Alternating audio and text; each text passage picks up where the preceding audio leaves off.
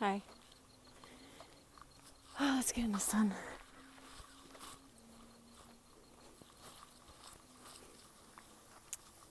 Here, I'll let you look at nature. I'll introduce myself. Here comes a biker. My name is Dr. Cheryl Meyer, and I'm a psychologist. But mostly I am a soul in this human body, having this human experience right now, and exploring the limits of reality. Here's mustard seed. Let's see. Not the limits, but like the depths, the heights and the depths, and basically how to raise our consciousness. Sometimes when you recall a memory in your psyche, in your soul, let's say, of a love so grand and so deep, it's like when your heart awakens, it wants to go back to that love. It longs for that love. It remembers. I have a soul memory of some kind of deep, deep love, you know? Maybe it's like union with God, union with the divine. Here, let's look at this meadow. I'll keep talking.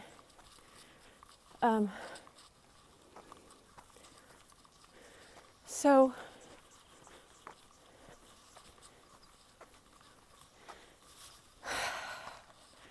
just like how many of these videos am I going to start with?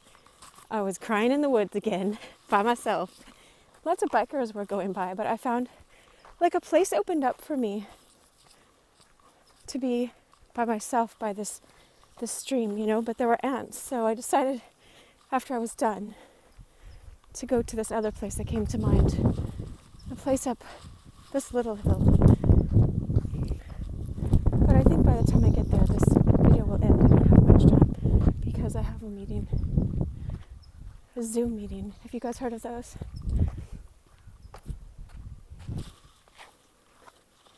Let's see.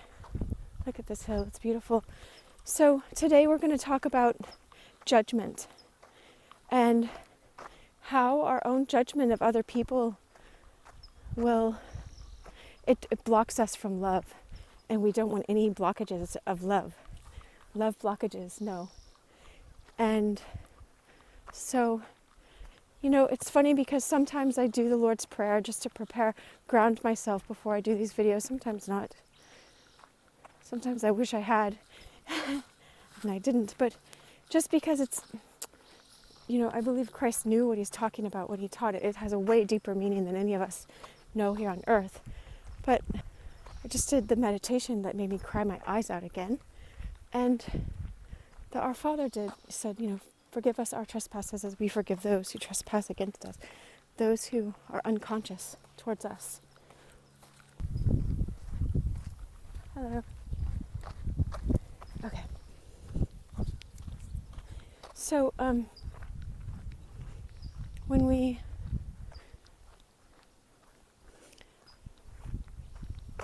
what happens, I always say that, what happens is,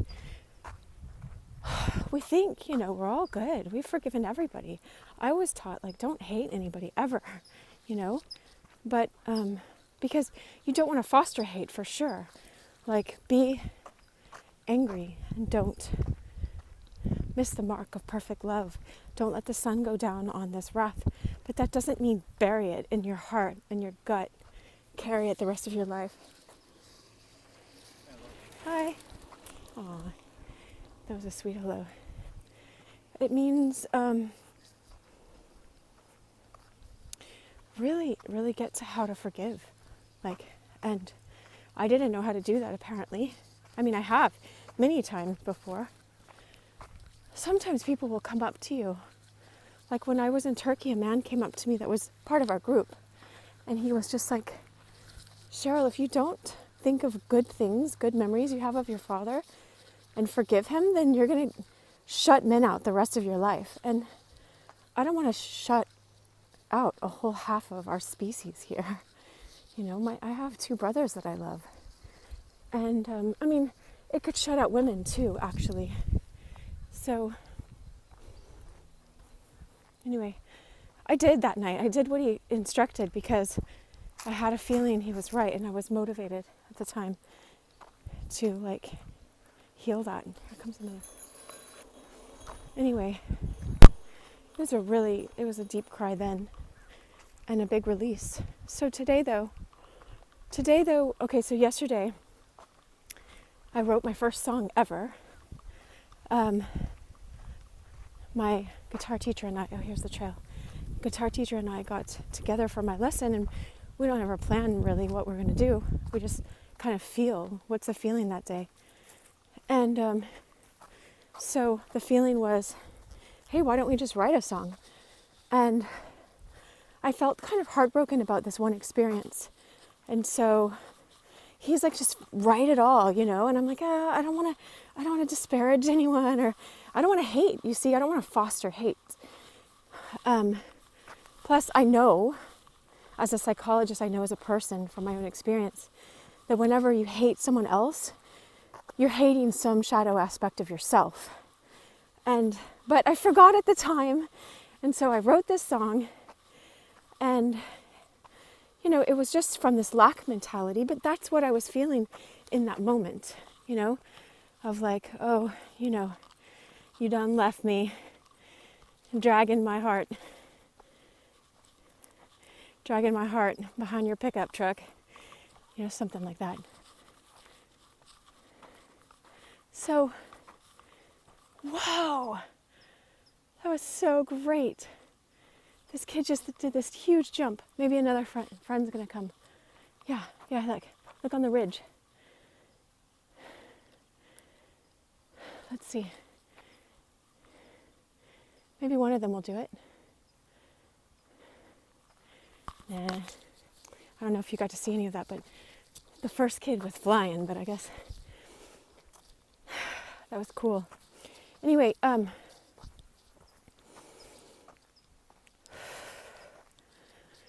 back to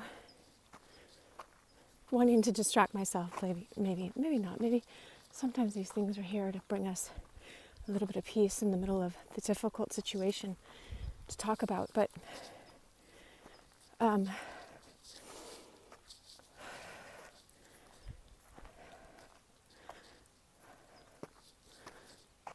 okay, so yes, pickup truck dragging my heart behind it. Oh, good, see, there's the sunshine. So, you know,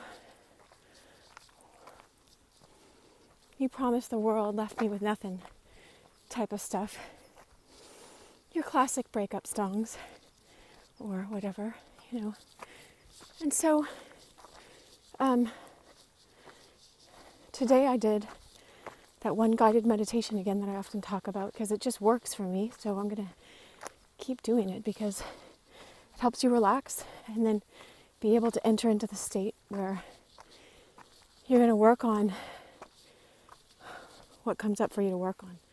And today, I had this uneasiness in my heart because I was like, I don't want to have that song out on YouTube. I don't want to have a song where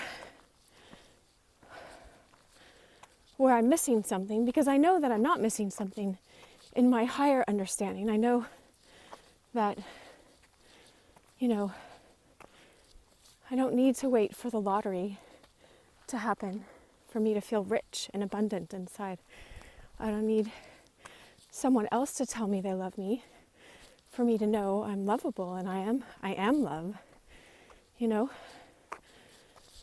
But nevertheless,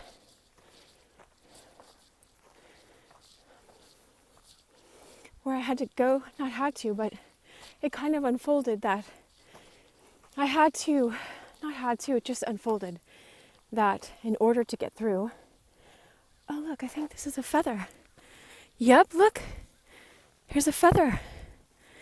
When I find a feather on my path, it tells me, to me, it's a message. I accept it as a message that I'm on the right path. I'm on travel.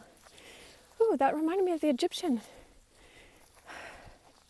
Light as a feather. They in the Egyptian tradition, when you died, if you weren't as light as a feather, you know, let go of all your egotism,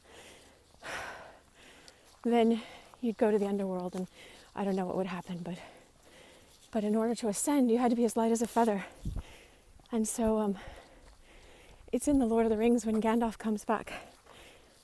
The eagle's flying him, and Gandalf is like, thank you for flying me from after the Balrog, you know? And he says, you were light as a feather. And it's Tolkien's saying, you know what this is. And so I made it to the bench.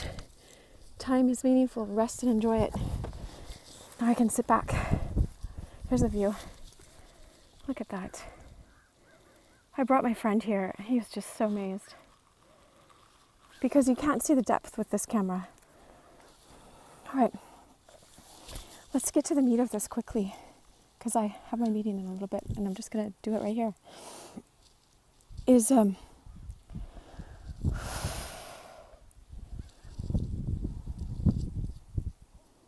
was unsettling to me that I had a song about some kind of lack and someone else's fault, you know? And I don't want to squint my eyes. So, hello, sun. The sun has been very nice to me today. So,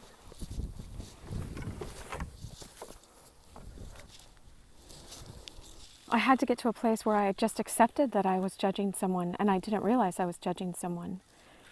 But it came out in my song because that was just a creative expression where I was allowing myself to say whatever I wanted. I wasn't putting on my social restrictions that I normally have, where you can't hate anyone, you can't get mad.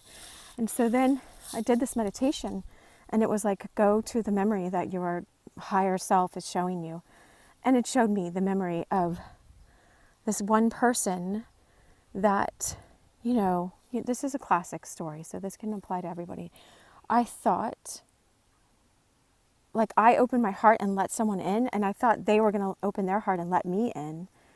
And it was like this familiar feeling, like I was just describing earlier, of like this love, you know, that you feel when you're in union with with divine love, with God. Like before we came here, if we were in God and then we came here, I don't know all of the origin of how everything, just let's leave that a mystery. But I do know my own soul's memory of this beautiful, beautiful love, a beautiful love. And you get a taste of it. And of course, like, it's not someone else's job to fill you up, you know? And you don't need that because you already are full. But you don't realize that. In the moment, it seemed like I opened my heart up to this person, and then they opened their heart and then shut me out in the cold. And when I got to the memory and just let myself feel all these feelings, I just cried my eyes out and felt so much pain. I thought I was just going to die from pain. Like, I really thought I was just going to go die in the woods from pain. And so this is not a pain that we like going to. So I'm telling you, when you do your deep inner work, get a psychologist if you want one to accompany you. I am one, so I accompanied myself, but I'm not there with you. So I'm not instructing you how to do this or what. I'm just saying, get a psychologist if you would like someone to walk through this with you. Or this guided meditation. I'm just saying I like it. I'm not giving you professional advice. Just as a person, I liked it. It's Aaron Doughty's worthiness meditation. It's like how to feel worthy or something. But that's just the title of it. It's really how to do this deep inner work. But anyway, so I go to this place. And I'm crying my eyes out. And then I realize I'm so mad at this other person for pretending, faking out that this person was going to love me and then shut me out in the cold, like leave me out in the snow, you know, to die of frostbite. I don't know why I'm thinking of Han Solo, like a tauntaun, like we got to cut one open so I can go inside and stay alive. Like, I just thought I was going to die from the cold. You know, I'm pretty dramatic. So, but this is the feeling I had, and I identified the feeling. And then the next step, you know, what if my camera cut off right here? You'd be like, wait, tell us what's next. Because I'm still alive, and that's good. And I'm smiling, and this is a sincere smile, so that's good. I'm boldly going where a lot of us don't want to go. I know a lot of people, it takes a lot of courage and a lot of strength to do this inner work. And I don't know if it scared me. It's just something that was so painful. I didn't want to face more pain. It's already pain to be feeling like you're left out and rejected. That's your pain body, like Eckhart Tolle teaches about. But this is like, go into the pain. I'm like, ah.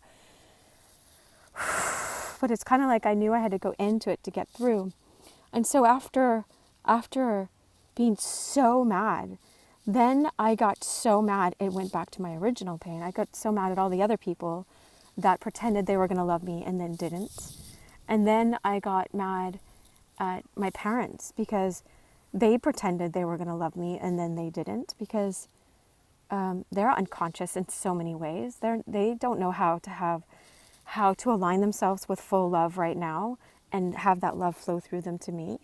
But look, it's like me aligning with the sun, It's like when I align with the sun, full love can come to me and through me to other people.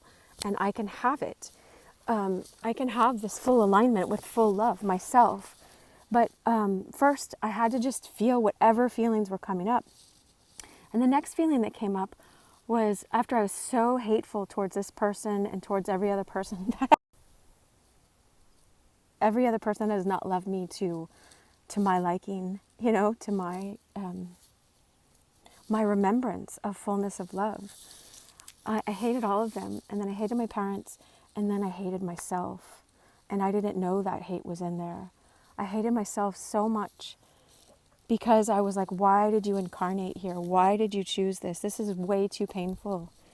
What are you doing? Like, why did you do that?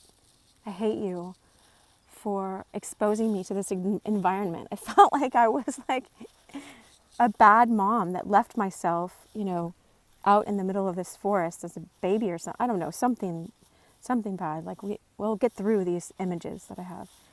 But I didn't realize I was so mad, so pissed off at myself. I was so mad. I don't know how all we get here, but I was really mad at myself for why did you choose this? What heroic feat did you think you could accomplish by coming here? Why would you do that? Like, who told you this was a good idea? And let's get mad at them. And so I just went through and let myself feel my anger and my hatred. And then I almost just started laughing. Not like hysteric laughing, just like, okay, now that's done. I just cried and like snot was coming out of my nose and like, then it's just like, all right, who's left? Who's left? There's still me. There's still me. There's the essence of me. There's me. The real me. That was always worth loving, that always has access to this love, that was in an illusion. Look at these trees. They're so beautiful. I was in an illusion. My alarm went off for my meeting, so I gotta go. But I was in an illusion that I was outside of love. I'm always in love. I'm in love. I live in union with this love. It's just like sometimes there's a darkness in my vision of my heart that makes it feel like I'm absent from that love, or what actually it was. Not just an absence of my vision, but there was the hatred. The hatred was actually keeping me from the love, the very love that I wanted. I didn't know that I had all this hate and judgment towards myself. I was so mad at myself because I blamed myself for my parents not loving me. I blamed myself. After I blamed all them, I saw underneath it I had blamed myself for this person not loving me, other people not loving me, wherever else. And so I wasn't loving me when I was blaming myself, actually. And so to get to a place of I don't understand all the mysteries, but I forgive you.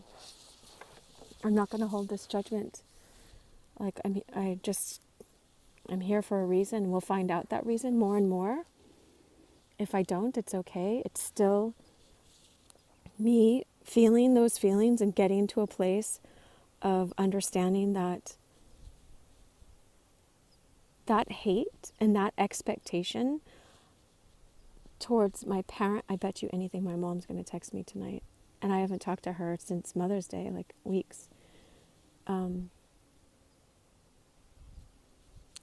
have that feeling right now because I didn't know I had this unconscious hatred towards her for not giving me the love that I wanted. And it's in my, they say it's in your energy field or whatever.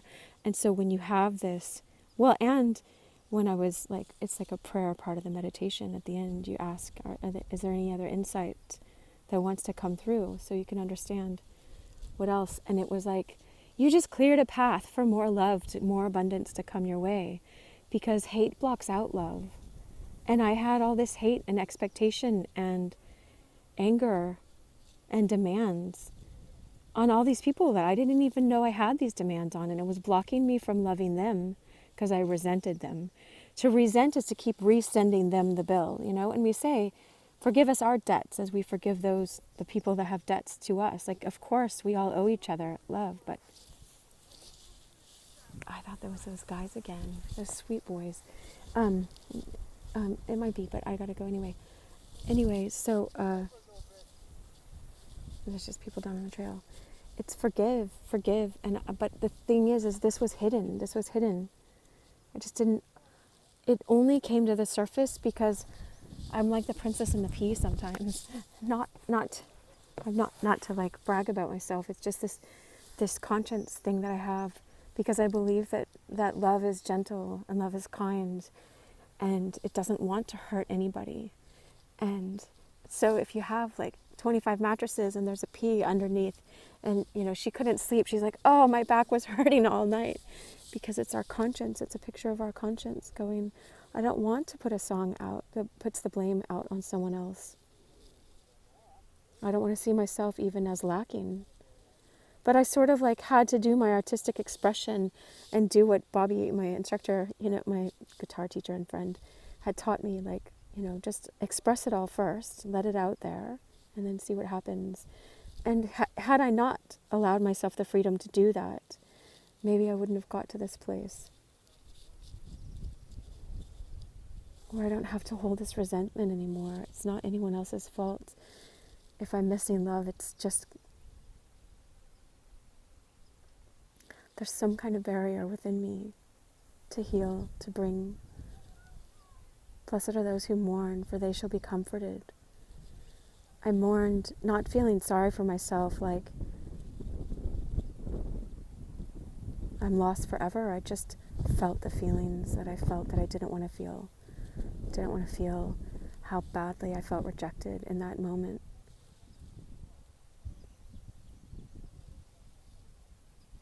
It got me to this love place on the other side.